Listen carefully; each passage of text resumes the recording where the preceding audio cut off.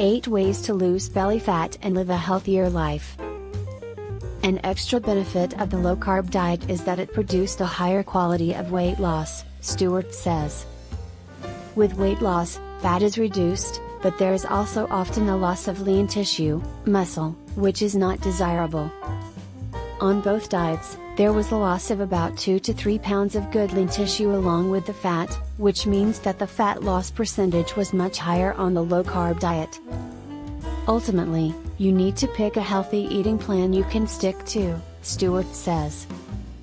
The benefit of a low-carb approach is that it simply involves learning better food choices, no calorie counting is necessary.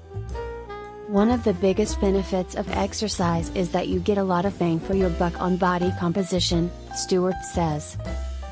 The amount of exercise you need for weight loss depends on your goals. Adding even moderate strength training to aerobic exercise helps build lean muscle mass, which causes you to burn more calories throughout the entire day, both at rest and during exercise. Some yogurts, for example, boast that they're low in fat, but they're higher in carbs and added sugars than others, Stewart says. Foods like gravy, mayonnaise, sauces and salad dressings often contain high amounts of fat and lots of calories. The ingredients in packaged goods and snack foods are often heavy on trans fats, added sugar and added salt or sodium, 3 things that make it difficult to lose weight.